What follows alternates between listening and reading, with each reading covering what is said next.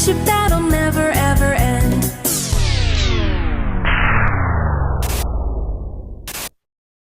Run!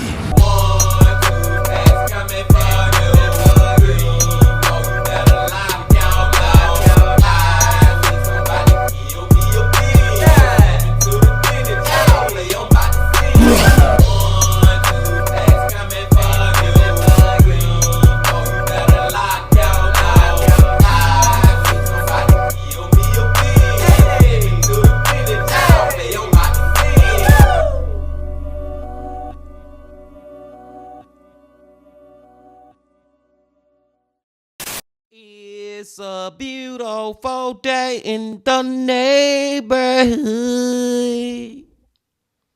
Reaction Beanie Yo 765. In that neighborhood, my brothers and sisters.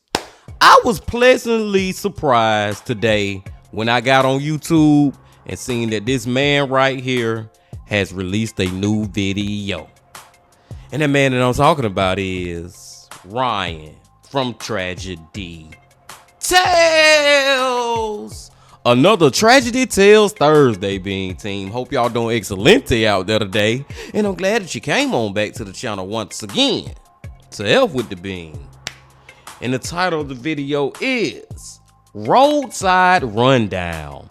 5 chilling body cam clips. Number 2. Now, it just seems to me, Bean Team, from the freaking title, man, somebody got ran over. Long story short, short story long. Now, did they get ran over on purpose or not? I don't know, but we're about to see. But before we see, y'all know what y'all got to do. Get whatever you may need. Get what you need, please. We are back to Ryan from Tragedy Tales. Y'all got what y'all need, y'all ready to go. Then let's go.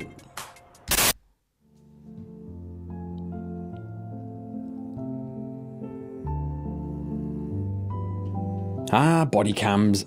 Worn by first responders, they capture some of the most chilling and haunting clips to grace this earth.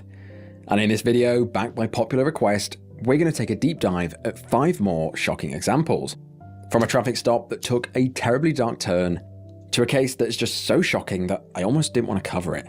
This week, as usual, we've got the lot. So grab a drink and draw the curtains, and let's get right into it. Oh! Get whatever you may need.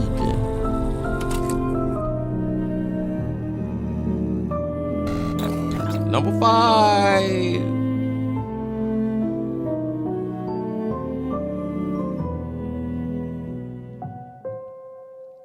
Bodycam footage really underscores the fact that life is unpredictable. None of us know what's around the corner, whether that be for good or bad, and sadly, this entry is a perfect example of that. This first haunting entry was recorded on the night of September the 19th, 2024 in Houston, Texas. As night fell on the area and local residents retreated indoors, officers on duty continued their routine patrols, totally unaware of the disturbing tragedy that would soon unfold. That night, Officer Shelby Kennedy and Officer Joshua Rosales from the Houston Police Department were out on patrol doing what they do. It was an ordinary day at work, and at around 9 PM, they arrested a suspect before placing him in the back of the car and made their way back to the station for processing. As Officer Shelby Kennedy drove back, she wasn't speeding, it wasn't an emergency, they were just driving along at what seemed like a normal speed. All captured on dashcam, you can see them driving down Antoine Drive. Then, just like they always do in these kind of videos, everything's all fine until suddenly it isn't.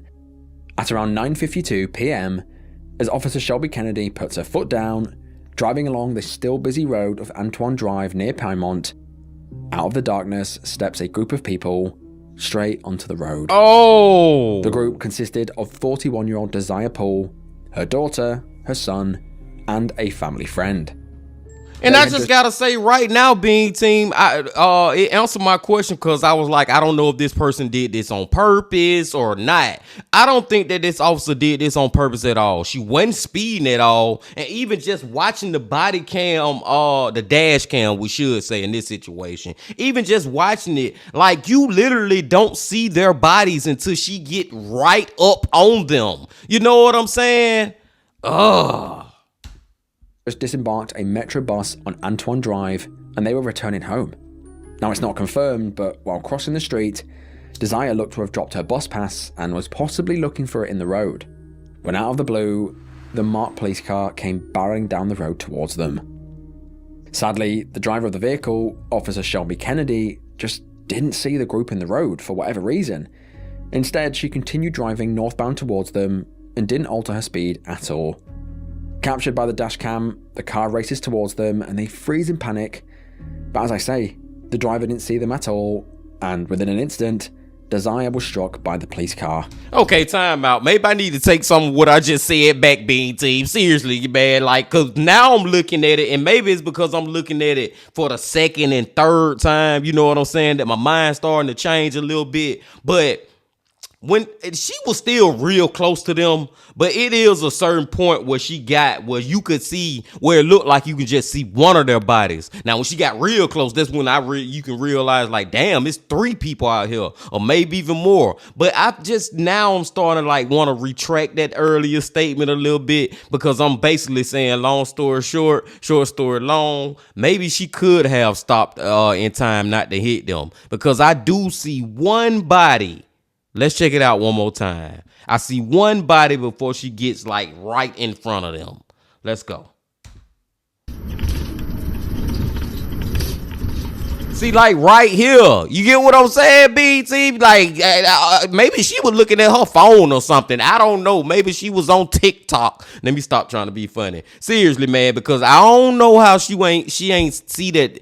Even if she didn't think it was a person, it's something where you should stop. Especially you're a police officer. I'm just saying. You get what I'm saying. Let's go.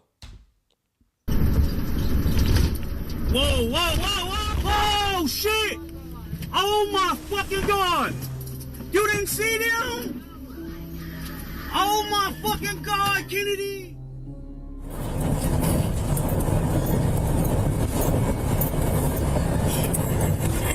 Whoa, whoa, whoa! Oh My God. Oh my fucking God! You didn't see them? No. As she was struck, she fell to the ground and the police car pulled over and performed emergency assistance. Amazingly, only Desire was struck. The rest of the people, Desire's daughter and the friend and the son, were narrowly missed. But as I say, sadly Desire just wasn't so lucky. She was mowed down right in front of her kids and suffered grievous injuries. In the middle of the road, as cars continued driving by, Officer Rosales tried his very best to save Desire's life, as the children stood around crying. They scream at Officer Shelby to call an ambulance, to which he replies, "I already did." As Officer Shelby sits in the police car, one of the children rushes to the window and says, "You just killed my mum." Absolutely chilling. CPR in progress! My mom! Y'all killed my mom! APR north of Pinemont. And we need a sergeant. CPR in progress, say it! CPR in progress. Man, this one right here hit me a little different, Bean Team, especially just hearing the kids at that moment. Like, that's they freaking mama. Like, I literally put my mind into if I was walking across the street with my mama and she got hit by a car when I'm literally standing right there by her, and now I see her body, don't know if she dead or alive, and her body just all messed up. Like, Jesus, that's some stuff that can stay with you for literally ever. That's something that you will always hate to remember. Both body cams at the scene captured the most horrific nightmare. Her kids could do nothing but watch as Officer Rosales continued CPR, but it just wasn't looking good. She had blood coming out of her nose and mouth, and she was drifting in and out of consciousness.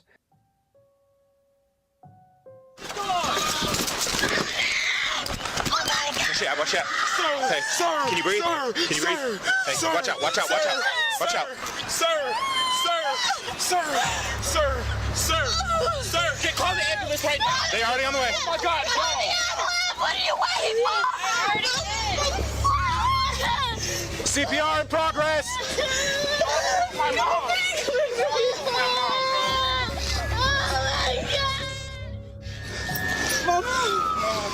You're not dying me. Come on, pray. Jayla, come here. She's waking up. Mom, wake up, please. Just give me some space, buddy. I know, I understand. Just give me some space. I understand. Who was driving the car? Hey, breathe. Come on, breathe. Can you breathe? Can you talk to me? Can you talk to me? I swear we need you. Mom, I'm telling you. Hey, I understand. Just give me some space, buddy, okay? Just give me some space. I'm doing what I can.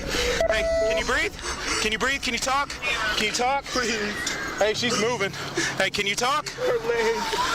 She got blood in her mouth. I understand. She might. Hey, let's get her in recovery. She started breathing. Don't. All right. You guys know where you're going? Her kids begged her to stay awake, but sadly, it was all in vain. Oh. Despite rushing her to the hospital, Desire was pronounced dead on arrival.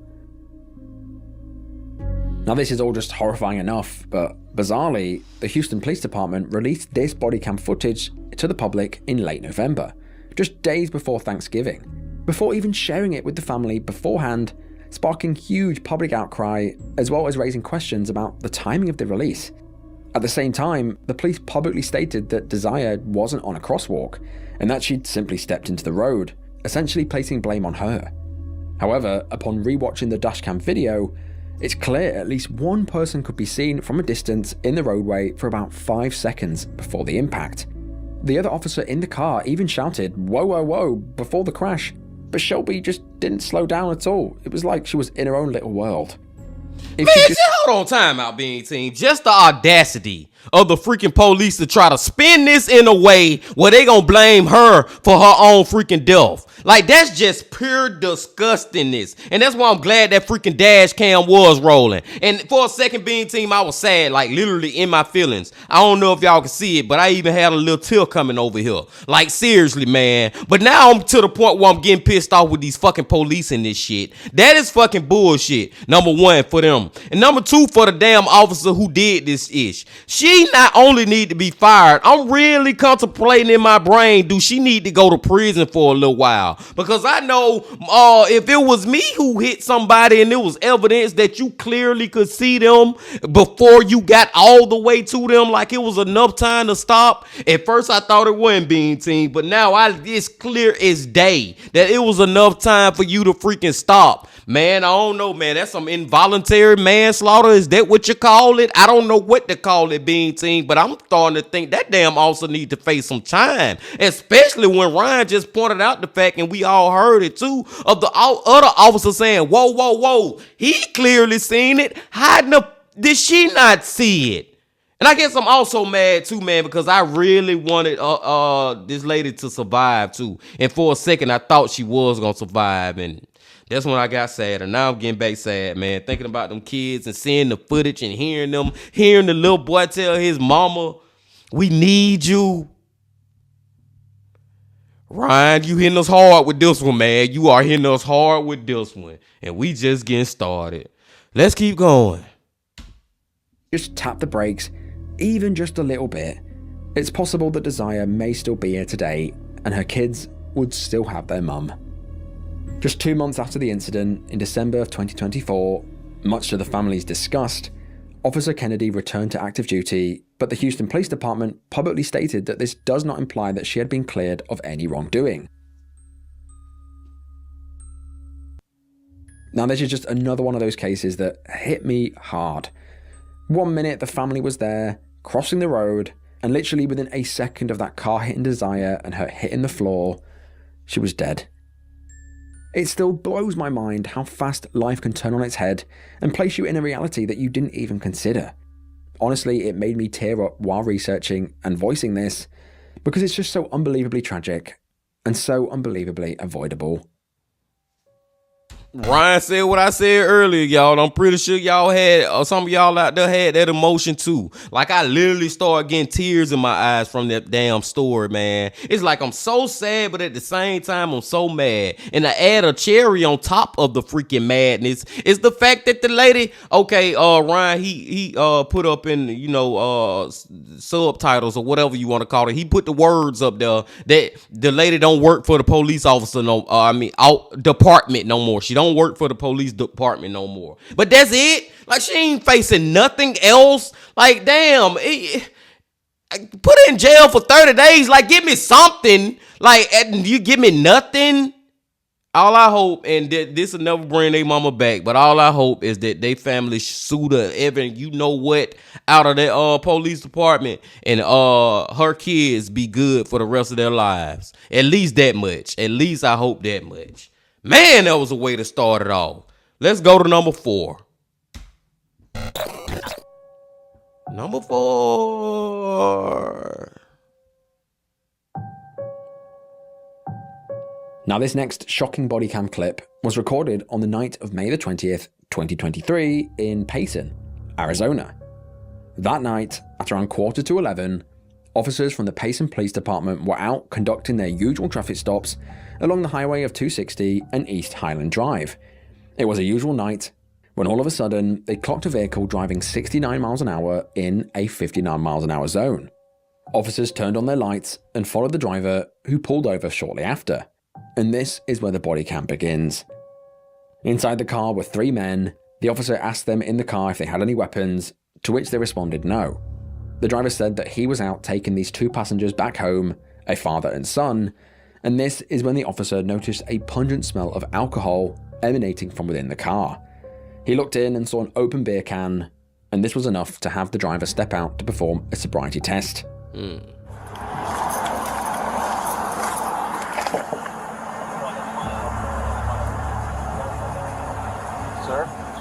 Hey, Officer Brown, base placement. I'm stopping for 70 and a 55. Do you have a driver's license, registration, insurance card with you?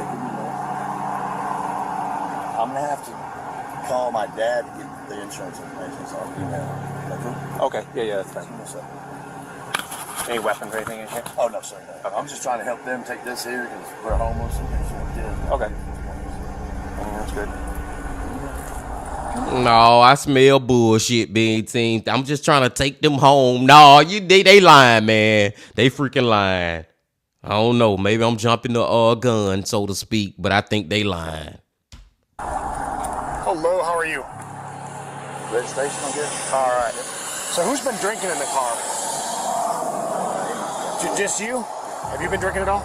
Nothing. I'm just bringing them up the road because they said they can go to store. Can I have you put the cigarette out? Can I have you just step out for real quick? Yes, sir, yeah. I want to make sure you're good to go, and I'll get you on your way. Yes, sir, yeah, thank you. All right. Yeah, well, I'm trying to get the insurance, though. No worries on that. Go ahead, just set that phone on the driver's seat. All right, and then go ahead and put your cigarette out for me. You want to get my insurance stuff too? Nope, don't worry about that. All right. All right, we'll walk back to the second car, all right? So no alcohol at all for you tonight? No, I mean, I had to drink way earlier, a couple hours ago. But what time was that? 3, 4, 2 o'clock. Yeah, I'm just letting these people stay out, dude. The driver stepped out of the car and identified himself as 45-year-old James Gardner. He said that he hadn't had a drink in hours and that he was happy to conduct the sobriety test. The officer proceeds to run through the various tests and everything seems okay. The only thing that the officer noted was that James had 2 differently dilated pupils, which is very odd. Yes, sir. What I want you to do is keep your head still, follow your eyes, and your eyes only with the green light, all right? Do you normally have 2 different pupil sizes? Yes, I don't know. Just keep it still for me. Ah, there we go. Now the left eye was just a little... They better now? Yep. I do get a twitch on this side. Okay, yeah, no, your left Yes, eye was sir, just a little squinting a little bit. All right. Just keep your head still, follow that with your eyes and your eyes only, all right? Keep your head still for me, okay? Oh, head still. Okay. Yeah.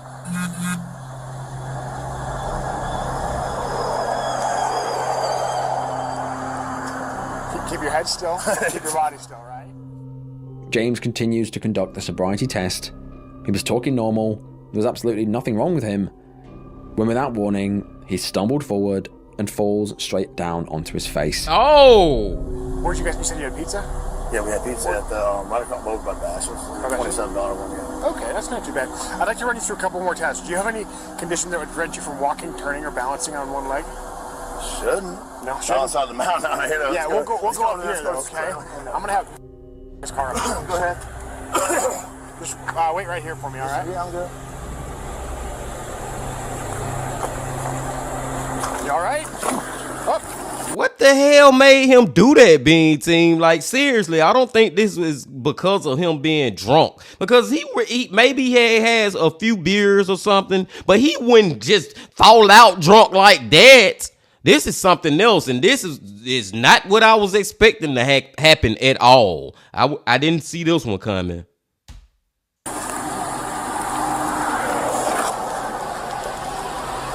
Go ahead, roll medical. It's not roll passed out.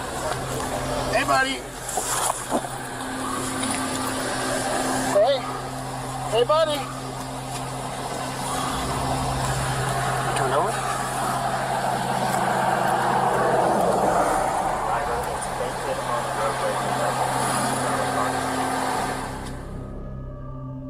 Officers rushed to his aid to find that he was completely unconscious. In the fall, he'd hit his head pretty hard on the concrete and was bleeding profusely from his nose. Officers were shocked and dumbfounded. There didn't seem to be anything wrong with him. He wasn't slurring his words. He seemed to be having a normal conversation. And just minutes ago, he was driving a car. And now he was out cold. The officers believed that he had overdosed on fentanyl. Officers administered a shot of Narcan, but this had no effect. Police teams then began questioning those inside the car as to what he had taken, and despite asking multiple times, the two gents inside the car, a father and son, claimed that he had taken nothing except cannabis, meaning officers had no idea what to do to help save his life. So James just totally passed out, like 100% full on, just fell over. You guys aren't in any trouble, but just because we're going to be dealing with that for a minute, would you mind just stepping out for a second? Hello, sir. I'm not sure if you heard me. Did you hear what I was saying? Yeah, so James just totally passed out, like just now. Totally fell over. So you guys aren't in any trouble, but we are going to be dealing with that for a second. So would you mind stepping? I guess they were just talking, and then all of a sudden just full on fell over. So has he been using tonight? No. Guys, let me tell you, at this point, it's not a matter of police, it's a matter of his medical well-being and life, right? Yeah. So if he has been using, it's good for us to know so that they can take care of it. Yeah.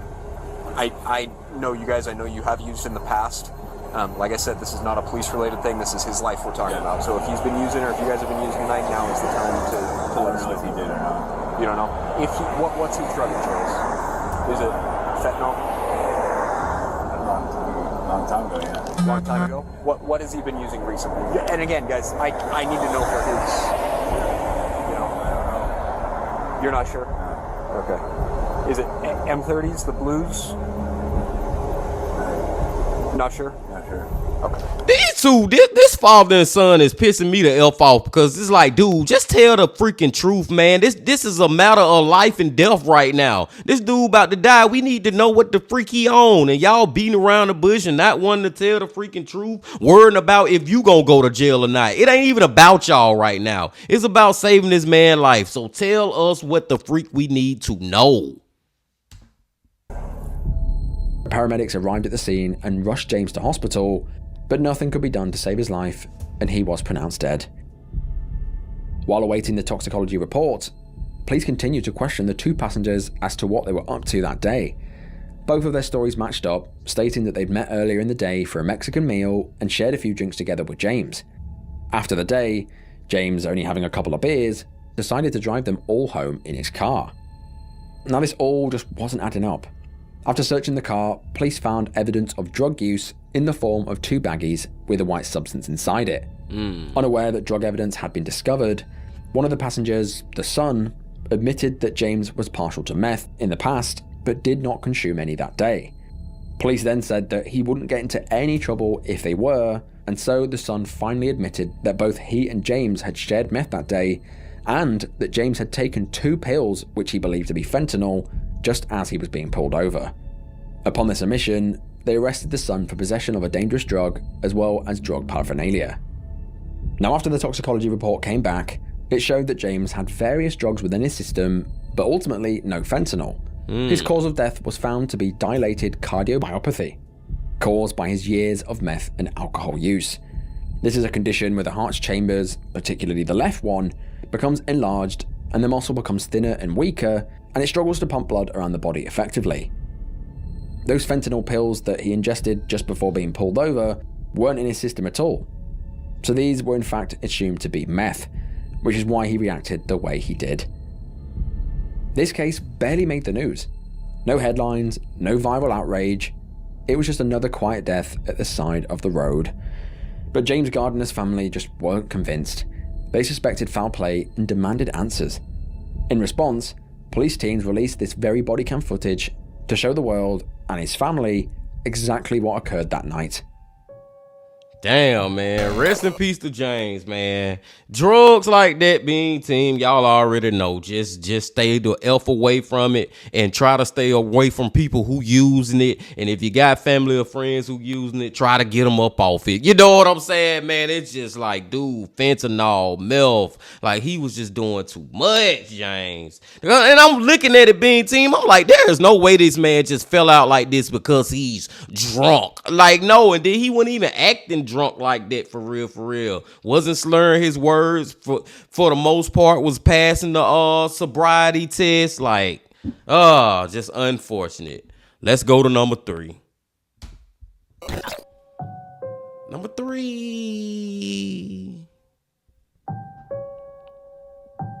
This next body cam was recorded on November the 24th, 2017 in Burnham-on-Sea, Somerset. That morning, as the town began to hum to life, shortly after 7 a.m, Avon and Somerset police received a call from 43-year-old Owen Pello, stating that his girlfriend, 36-year-old mother of 3, Lisa Marie Thornton, had committed suicide. Now, there wasn't many details given, but after providing his address, police arrived within minutes. Now, this is where the short but bizarre body cam begins. It shows the police approaching the property, unaware of what horror had unfolded inside. The door is answered by a man, and police quickly identify him as the individual who had made the call. You Owen? I am Owen. There is... yeah. Right, step out. I don't want to... You have to a minute. Come out. Would you... No, Yeah, do you come mind I out. have... Please Yeah, don't... come out. I want you to come out. Can you... Yeah, come out. Before restraining me... I'm not going to restrain you. Just come out a minute. All right? Just stand here a minute. Right, what's happened? She's done herself then. Right.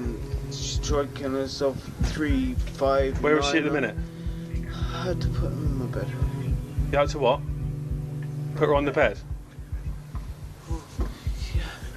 She's my love. Okay, put the phone down. At the moment, I don't know what's happened. All right, so I'm arresting you on suspicion of murder. All right? What? Yeah, you go in. Give us your hand. Give us your hand. I was supposed to be going to... Don't drop your phone. I'm not gonna.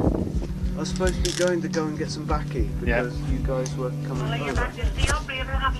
Good job, Mr. Officer. Good freaking job, because I'm thinking the same thing right now, and I know y'all thinking it too. Man, you freaking lying saying that lady unalived herself. You freaking killed her. That's what I'm thinking, being team. Now we gotta go and investigate, but just the way he acting and ish, nah.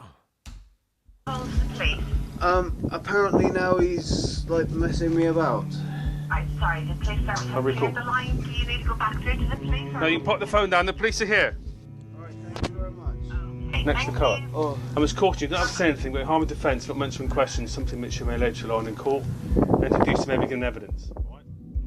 The police ask where she was, referring to Lisa Marie, and Owen replies to the police in a slurred and unfocused manner, replying in half sentences, eventually blurting out that she'd done herself in. At this point, officers placed Owen under arrest for murder, to which he replies, "I was just off to get some baccy," meaning tobacco. Officers and paramedics entered the property and into the bedroom, where here they found Lisa laid on the bed, riddled with knife wounds. Blood was strewn all across the bedroom and all over the floor, showing a struggle. Paramedics attempted first aid, but it was useless. Lisa Marie was pronounced dead at the scene. Owen was brought into questioning while police teams cleared up the house, and all throughout questioning, he maintained his story that he was innocent and that Lisa had inflicted these injuries on herself. However, forensic experts quickly discovered that the nature and the number of wounds were inconsistent with self-infliction. A post-mortem examination revealed that she had been stabbed 39 times, mostly in the neck and chest. These injuries she could not have inflicted on herself.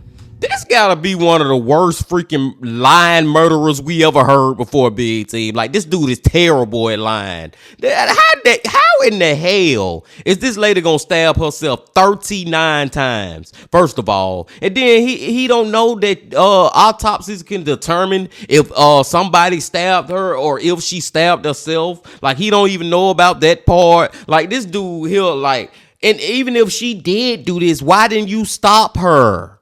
You just sat around while she was stabbing herself. Like, get in prison, bro. Long story short, story long, man. And close the goddamn door sill behind yourself. I guess you're all wondering why. Why would someone do such a horrible thing? Well, Owen never gave a clear or truthful explanation as to why he had murdered Lisa Marie, but evidence and court proceedings point to rage and control issues, possibly triggered by the relationship breaking down between him and Lisa.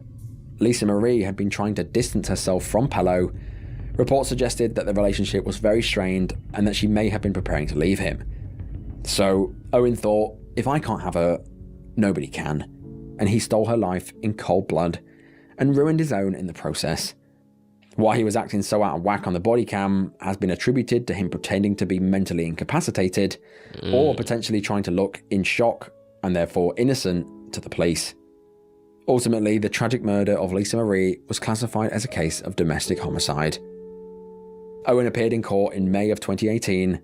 During his trial, he again stuck to his story, claiming that he was innocent and that Lisa Marie had done this to herself. This was further refuted in court, stating that some of the wounds were so deep and so forceful that they were consistent with a frenzied and angry attack. It was impossible for them to be self-inflicted, and it was obvious that he had done it. During sentencing, victim impact statements were read from Lisa Marie's family.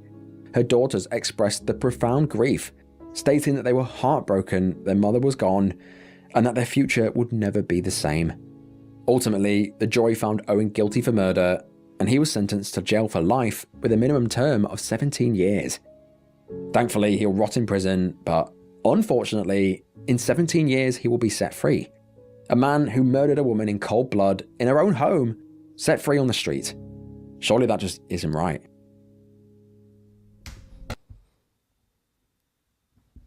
I need to clean my ears out, BT. Like, did I just hear that correctly? Ryan said that man got 17 fucking years for doing that.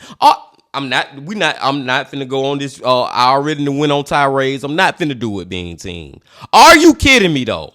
Is this life I'm living in? This motherfucker got 17 years for committing first degree freaking murder in a horrific way. He stabbed that lady 39 times and all he got was a fucking slap on the damn wrist. In 17 years, he still was in a younger man. Where he looked like he maybe in his late 30s, 40s. I don't even think he was in his 50s. He'll be back out. He got a chance to live a life outside of prison again after doing something like that. See, that's one of the reasons why some of these murderers feel like they can murder people, because they feel like it's a chance that they can get away with it, or if they do get caught, they ain't gonna do as much time as they ain't gonna have to do life or whatever. Like, it's just, that is 17 years for that. And not only did he do it, he lied his ass off and fought it to the end with one of the worst lies we ever heard from a freaking murderer. She stabbed herself 39 times, Your Honor. I know I said I wasn't going to do it. I kind of did it anyway. Let's go to number 2. Number 2. This next truly haunting entry brings us to the city of Flagstaff, Arizona, on the 27th of December 2014. That day, as many were recovering from Christmas and spending time with their families, for one couple, it would be their last. 28-year-old Robert Smith was at home with his girlfriend when they got into an argument over dirty dishes. Apparently, one had trifled and left the bowls dirty, and things escalated quickly. Before long, Robert's girlfriend phoned the police for assistance. The Flagstaff Police Department assigned 24-year-old Officer Tyler Stewart. Tyler had been with the department for less than a year and was considered a rookie. He was known for being dedicated, calm, and professional, the kind of officer who really took his time to understand what was going on when he attended scenes. So he was the perfect officer to send.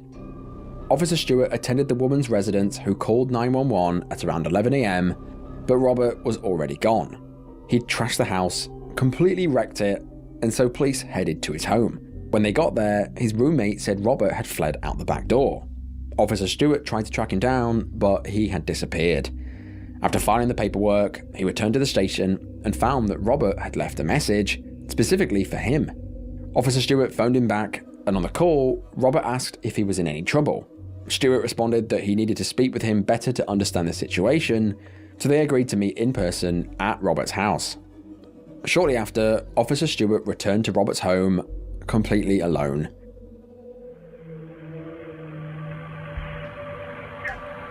Is Robert about to kill Officer Stewart? This is about to get crazy.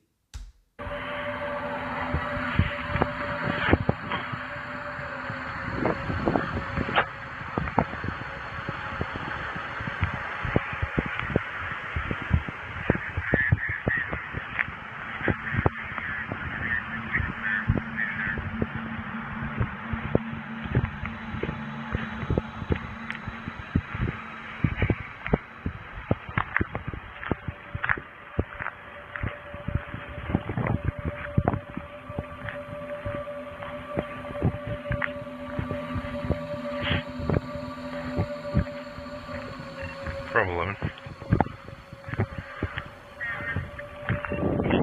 I'll be making a quick stop at Clay Ave.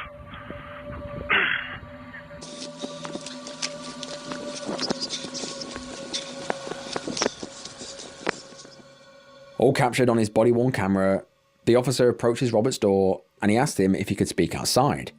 Robert agrees, but not before heading back to his bedroom to grab something. It's Robert here. Yeah. Alright, I'll follow you.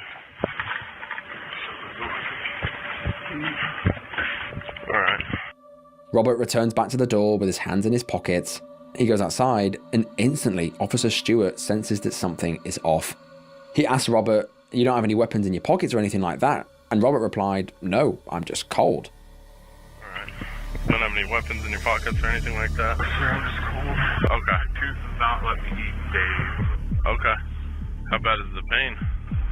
On a scale of 1 to 10, like a 12. Like a 12? It shoots up to here. Okay. Okay. So, I was in the area. Got some other calls coming in, but I thought I'd swing by. Yeah. The other stuff in the apartment, she's showing me like a little bookshelf. The polish, you didn't state how the polish got that way. She said the pumpkin got knocked over, or the handle got ripped off, or whatever, the stem. Oh, the pumpkin. The pair talk briefly about the damage done to his girlfriend's property, but it's clear that Robert is hiding something. Stewart asks if he could pat him down for weapons, and Robert then gets defensive, saying that it's just his smokes in his pocket. Not believing this, Officer Stewart attempted to reach into his pocket, and then, in a blink of an eye, Robert pulled out a .22 caliber revolver. Before there was any time to react, Robert pulled the trigger and fired 6 shots. 5 of them hitting Stewart, 4 in the head, and 1 in the lower back. Seconds after this, Robert grabbed the nearby service weapon and turned it on himself. Wow. In the struggle, Officer Stewart's emergency button was triggered, alerting nearby officers that something was terribly wrong, but by the time they arrived, Robert was dead, and Officer Stewart was critically injured. He was rushed to Flagstaff Medical Center, but his injuries were devastating. He just couldn't survive, and he died later that day. Wow, Bean Team. I kind of predicted that one, man. I'm like, is Robert about to kill Officer Stewart? And lo and behold, that's what happened. But we will always be left with the question of why. Why did he do that? And not only did he do it to him, he turned around and did it to himself afterwards. You know what I'm saying? And it also leads me to kind of believe or go with the theory of Robert already had in his mind, because of what was happening with him and his girlfriend, that he didn't want to live no more. And he was going to end up taking his own life. But he just wanted to be selfish and take somebody else with him. You get what I'm saying, Bean Team? Oh my God, I didn't expect that. I expected that maybe he was gonna kill him, Officer Stewart, or at least shoot him. But I ain't expect him to immediately get the gun and turn it on him. Like, tragedy tales, Bean Team. Tragedy freaking tales. Updating our breaking news now, a Flagstaff police officer has died after he was shot in the line of duty. Officer Tyler Stewart was killed this afternoon by a gunman who ambushed him outside a home. You see him right there on your screen. He was a rookie officer, just 24 years old, brand new to the force and law enforcement. Smith opened fire, shooting multiple times and hitting Officer Stewart in the face. Then Smith turned the gun on himself. That's according to Flagstaff police. Neighbors were stunned to hear about the violence in a community that is normally very quiet. News of his death hit international headlines. People were saddened about hearing the death of a young, aspiring officer who was ambushed and murdered in cold blood during what should have been a routine follow-up. There was no warning, no time to react. His life was snatched away in a blink of an eye. This body cam just goes to show that anything can change in an instant. Obviously, I'm not saying that something like this is going to happen to you, but it is a harsh reminder that life is fragile. Officer Stewart never made it back to his family that day. He never got to spend the holidays with his loved ones. A complete and utter tragedy. Tonight, we say goodbye to a Flagstaff officer killed in the line of duty. Officer Tyler Stewart was shot and killed last week after responding to a domestic abuse call. Police officers from law enforcement agencies across Arizona and the West Coast took part in the procession today for Officer Stewart.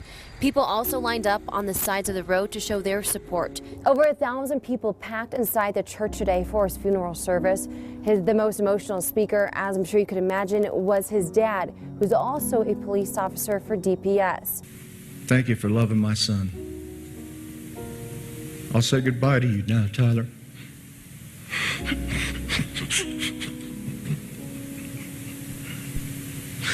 My son and my friend. I'll see you on the other side. According to multiple websites, this video was the first time an officer's death was captured on his own body cam. The clip and the moments leading up to it have since been watched hundreds of thousands, if not millions of times on YouTube. Today, officers all across the world use it in training, meaning despite how truly devastating the clip is, the footage has likely saved countless lives. Yeah, and I hate that Stewart had to lose his life, but I think that is like a lesson that a lot of, especially younger officers, like he was just 24, but it's like a lot of them will realize that, hey man, regardless, any suspect you dealing with, no matter how cool they is, no matter how much you think you know them, whatever, make sure they got their hands out their pockets. And if they keep on, you know what I'm saying, wanting to keep their hands in their pockets or have a problem with you telling them to take their hands out their pockets, go on, search them right then and there, because he was standing right there for a while having a conversation with Officer Stewart. Robert was, before he even did the ish, man. It's just like, and it was so tough seeing his father at his funeral service or whatever saying that see you on the other side, son, and all that, because it's like, man, my son did something that I ain't gonna say that's exactly what he wanted him to do, but I'm pretty sure he was proud and happy that his son had followed in his footsteps of becoming an officer and stuff. And then now it's like, look what my son, he followed my footsteps and look where it led him to losing his life. You get what I'm saying, Bean Team? Like, oh man, freaking deaths just can F with you in so many different ways. I think we got one more, Bean Team. Let's go. Number 1. Now this next entry is particularly horrifying in nature, so viewer discretion is advised. This entry begins in Killarmarsh, a small village near Sheffield. in England on the morning of the 19th of September 2021. That cold September morning, Derbyshire police received a haunting phone call by a man who said that he had murdered 4 people, saying that he needed ambulances and police as soon as possible. Basically, I need the police and the ambulance and that because I've killed 4 people. Okay, just hold the line. Bear with me.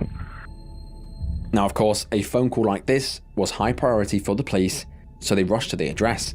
Police arrived at the property at 7:39 a.m. to find a man standing outside in a large coat. I don't know what happened. Alright, come to me. Mate, have you got anything on you that you shouldn't have? No, there's no weapons or nothing. Right. Do you just want to undo your coat? Have you armed yourself? Yeah. You have? Have you stabbed yourself, mate? I can see blood on your hands. Yeah. Anywhere else? Just my chest, 4 inches in with a bread knife. Can we have a look? Yeah, and one on the stomach. I bled quite. Right, do you want to yes. No, just stay there. I just don't want to be in front of her. Alright, just go on the corner. Upon identifying himself, this was the man who phoned the police. This was 31-year-old Damien Bendel. He said he'd hurt himself with a bread knife. Damien told the officers that he knew he would be going back to prison again, and when the officers asked what he had done, he calmly responded with, "I've murdered 4 people." I just don't want to be in front of her. Alright, just go on the corner. Alright, stand here. Stay here.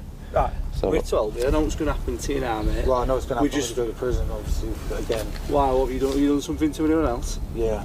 What have you done? I've murdered 4 people.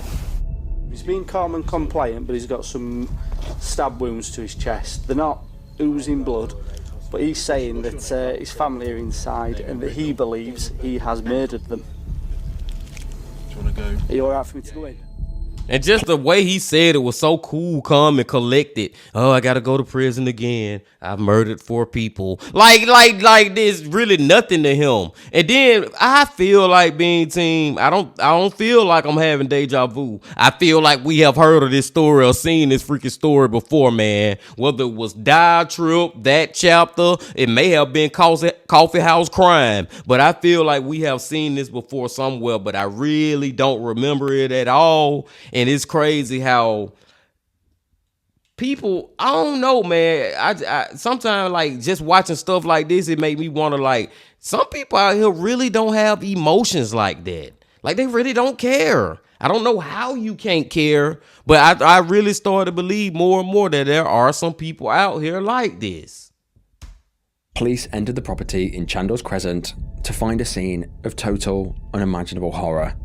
In each of the bedrooms was a brutal murder scene. Inside lay the bodies of 31-year-old Terry Harris, Damien's girlfriend, who was pregnant, as well as her 2 children, 13-year-old Paul Bennett and 11-year-old Lacey Bennett. Lacey's best friend, who had been staying over for a sleepover, had also been murdered. But what had exactly happened? On the evening of Saturday the 18th of September 2021, Damien was at his girlfriend's home in Kilmarsh with the 3 children. It was meant to be a normal, fun weekend sleepover, and early in the evening, Terry had taken the kids, John Paul, Lacey and Connie, out to the local park. After going to the park, Terry and Damien were seen on CCTV walking to a nearby co-op to buy some alcohol, before returning home, placing them at the house at around 8 p.m. Once back at the house, the pair drank together while the children continued hanging out in the other room.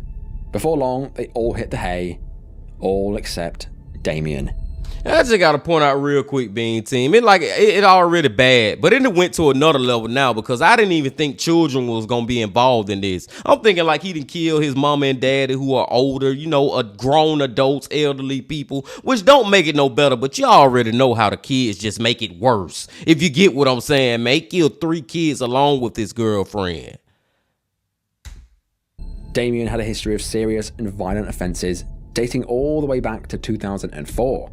Just to name a few, he had been arrested for robbery, attempted robbery, and violence. To add to this, he was a serious and heavy coke user and had a long-standing pattern of erratic and violent behaviour, one that probation officers should have identified as a serious risk. Weeks before this, he was given a suspended sentence for arson, which included a curfew requirement at his girlfriend's house. Despite Damien having violent tendencies, a history of aggression, and even telling officers that he had violent thoughts, He was deemed a low risk to partners and children and was placed at his girlfriend's house. A very, very big mistake. After reportedly consuming copious amounts of cocaine, shortly after 9:40 p.m, Damien grabbed a claw hammer and turned on the innocent people in the home.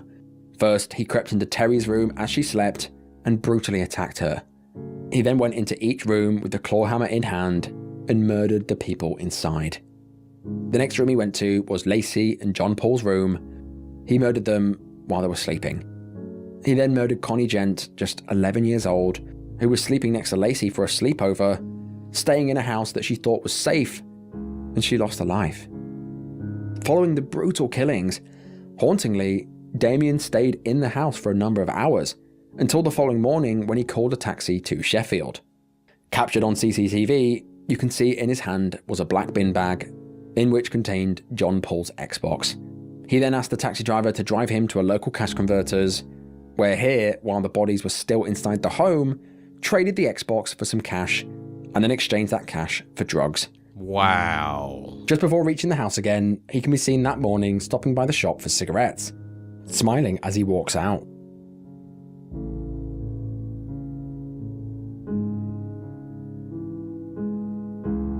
Like, this dude just continue to show us more and more what the freak I was just talking about, being teen. Some people just literally have no emotions, just don't care at all. This man literally done kill, and this kids too, but then kill these people, and instead of caring about it, he going to goddamn sell the freaking video game so he can go get some more cocaine. He walking into the store smiling, getting him a cigarette. Like, oh my.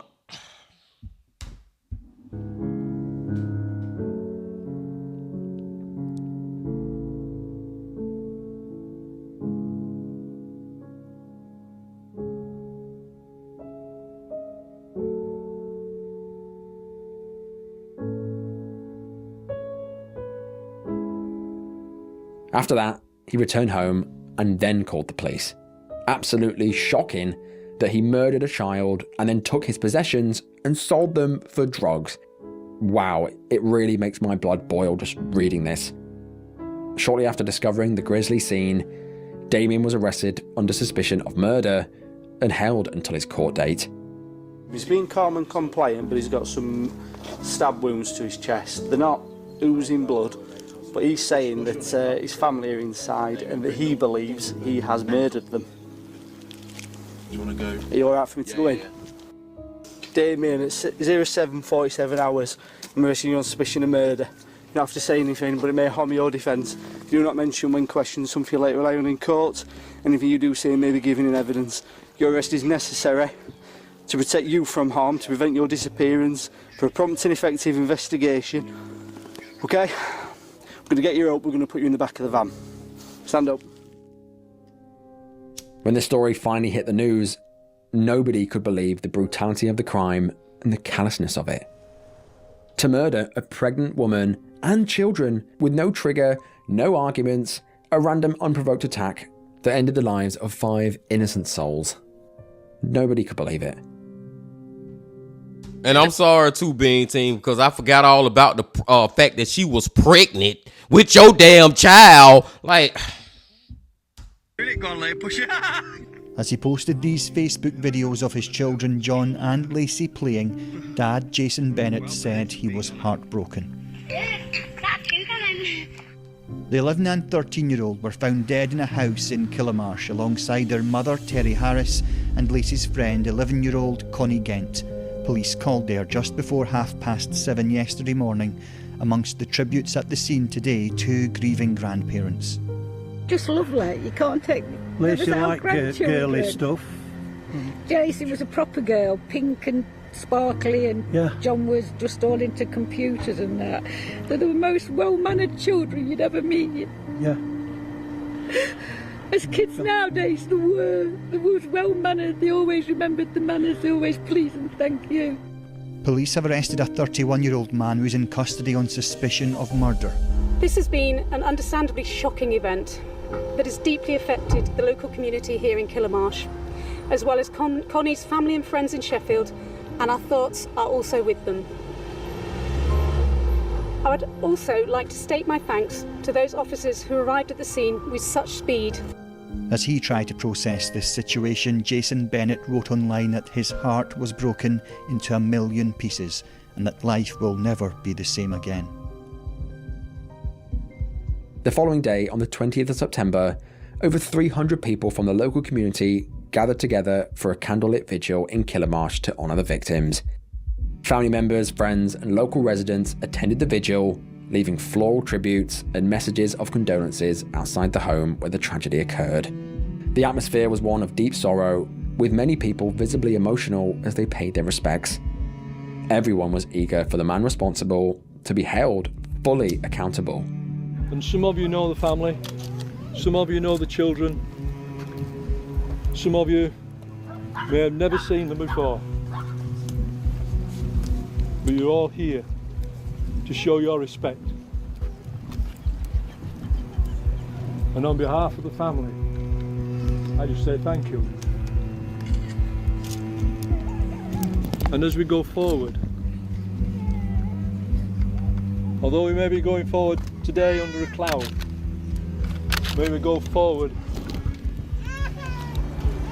looking for the sunshine.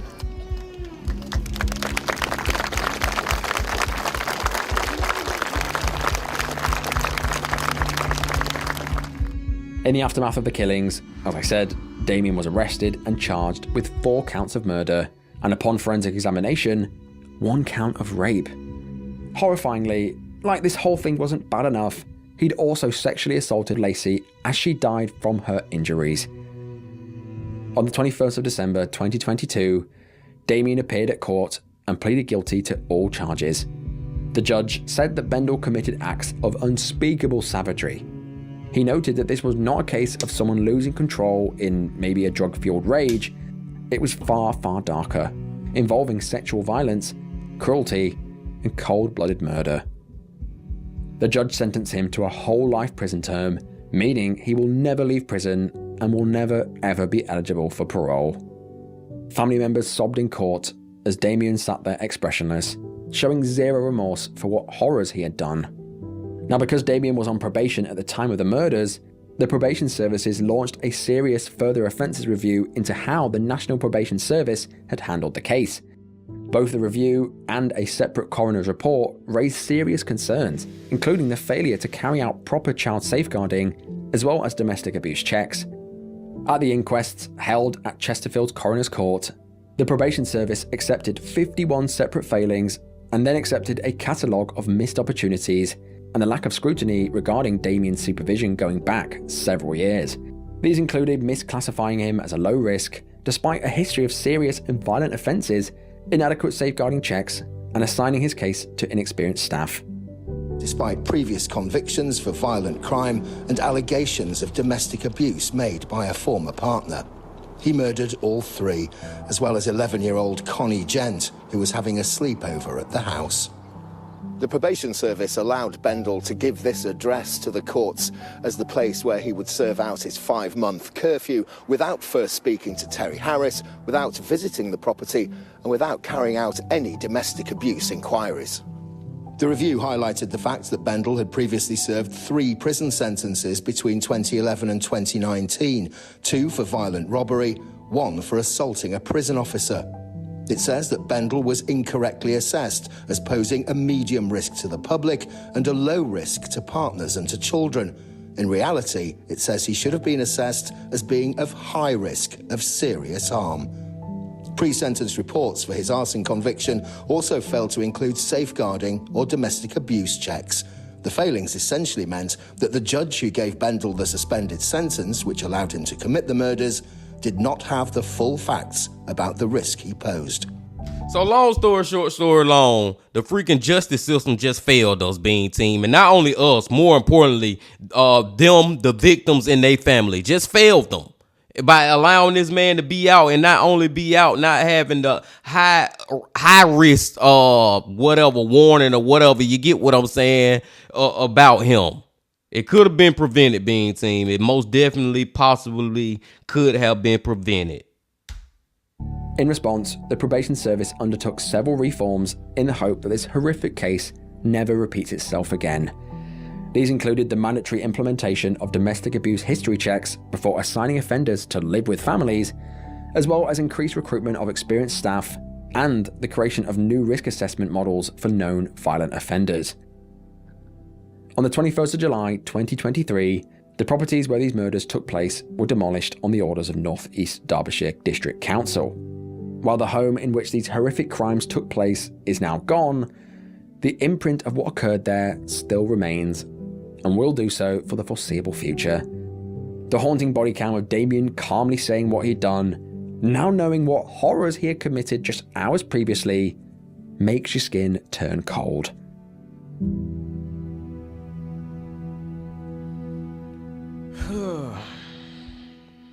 Rest in peace to those four, man. Well, 5. You know what I'm saying, man? Because the lady was freaking pregnant at that.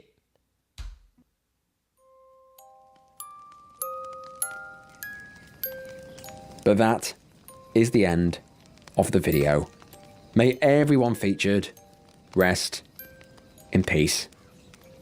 Now, to me, bodycam clips are some of the most horrifying that you can watch. They always make my hair stand on end.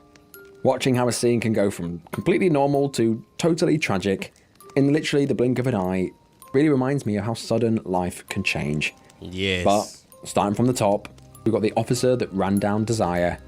Absolutely shocking stuff. I have no idea why Officer Shelby just didn't see the group in the road.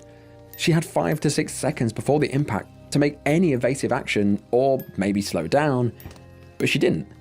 I guess it's just one of those times where the person just doesn't see them for whatever reason. Like these people that are waiting at a junction and just pull out in front of a bus. Maybe she was thinking about something, or who knows. The fact the clip was released before the family had even seen it is very cruel. I mean, they're all crying, they're begging their mum to stay awake. It's just heartbreaking. Officer Shelby returning to the force shortly after was also a bit strange. Surely these kind of things warrant longer time off, warrant longer investigation, but I guess not. Then we've got the traffic stop that turned deadly. Nobody could have predicted this. It was all so sudden and so out of the blue that it shocked me watching it. He wasn't slowing his words, he wasn't falling over or anything like that. I guess the tablets that he ate prior to getting pulled out of the car just caused his heart to stop. Yep. Why his passengers didn't tell the police what he'd taken, who knows? They could have easily saved his life, but chose not to. Of course, we can't forget the body cam of Owen Pello. The faces that he pulled and the things that he said when he approached the door is all just very bizarre. It was like he was trying to act crazy so he could get out of the sentence, but clearly this didn't work. Why he murdered Lisa Marie and stole the mum from 3 children, only he will ever know. I was quite shocked at the fact that he is liable to be released in 17 years. I can't imagine walking down the street knowing that people like Owen walk among us. If someone is capable of committing such disgusting and unforgivable acts such as murder, then in my opinion they should be locked up forever. Yes. Or worse. Next up, we've got the shooting of Officer Stewart. This one hit me hard. He was younger than me and he lost his life just doing his job. It's quite surprising watching the body cam back that he didn't suspect anything horrible was coming. He'd been lured to the house on his own. The suspect had his hands in his pockets and was kind of being offish with him. It was all leading to this. Of course, hindsight's 20/20, but there was many warning signs. Then we've got the quadruple murder. This case is so horrific that I really didn't want to mention his name again, so I won't. Instead, I'll mention the lives that he stole. Terry Harris, John Paul Bennett, Lacey Bennett, and Connie Gent. These are the names that we should be remembering. They had their whole lives ahead of them. They could have gone on to do anything, but now they'll forever be children. Their lives were snatched away by someone who shouldn't have even been near them in the first place. Terry being pregnant at the time of the attack makes this whole case worse, and then the unspeakable things that Damien did to Lacey as she passed away just makes me physically sick. But what did you guys think of this one? As always, you guys know I try to read each and every comment, so do let me know your opinion in the comments section below. But yeah, this video was crazy. Hopefully this bodycam series becomes a regular occurrence, because I'm always shocked at the stuff that I find. But just before I go, if you want to see these videos uncut and uncensored and ad-free, go ahead and check out my Patreon, linked in the description below. And while you're down there, you may as well tap that subscribe button and that notification bell to be alerted when I release content such as this. But I will see you guys in the next one. Bye bye. Man, Bean Team, that was a great video from Ryan. I seriously hope, Ryan, and I know you out there listening, I know you gonna see this video. I hope that you do continue this series, man, the Bodycam clips. I really do enjoy this series. But man, oh man, oh man, you do a great job. But boy, you can bring some freaking emotions out of me too. Like seriously, Bean Team, it was times in this video where I was sad, I was mad, I was disgusted, I was sick. You know what I'm saying, man? Like, oh my God. And I already know we have been here long enough. So I'm not gonna even go into detail about all the stories. I will just start with the one we just seen, number 1, which was the dude who killed the family and his girlfriend who was pregnant. It's just like, it's so many layers to that one. And one layer is the fact that he murdered kids for no reason. You add on to the fact that his girl was freaking pregnant with another child. So now you not only killing her, but you're killing her unborn child. You know what I'm saying? Stopping that child from ever even being born. And then you add on to another layer is just the fact that I done lost my track of my mind, BT. It's so many freaking factors, man. It's one more factor, y'all. Oh, I got it now. It came back in my mind. The craziness. The fact that you was S.A.ing her after you have assaulted her. And I can go to a whole bunch of other factors too. But we're not going to do that, man. Like him going to the stores and walking around all casually and just got their bodies in the house. But we're going to leave it alone, man. He got what he deserved in that one. We go to, what was number 4? What was number 2? I want to say them in order real quick. Number 2, number freaking 2, man. Officer Stewart, man. Like, I just, in hindsight, in 2020, like Ryan said, man, you look at it and you can see where he was messing up, not being safe by allowing the dude Robert to keep his hands in his pockets. But at the time, man, I can't really blame him. Like I said, he was new to the police force. He's only 24 years old. But hopefully there are officers out there who can watch that clip now and they can help them learn and potentially maybe save their lives, because that was crazy. And another thing that was crazy about it is that Robert pulled a gun on himself after doing that. Oh, that's a tragedy tale too, Being Team. Number 3, the dude who called the police. My girlfriend, yeah, she just unalived herself. She just stabbed herself 39 times. No, dude, like there is no way that you can convince anybody that was the truth. But that ain't the worst part of that damn story. The worst part is this man only got 17 years for freaking murder, Being Team. In 17 years, he can potentially be back out on the street. And guess what he gonna eventually do? More than likely, if he end up back out on the streets, murder again. Like, it's just so stupid with some of this stuff. I just don't understand, man. I really don't understand.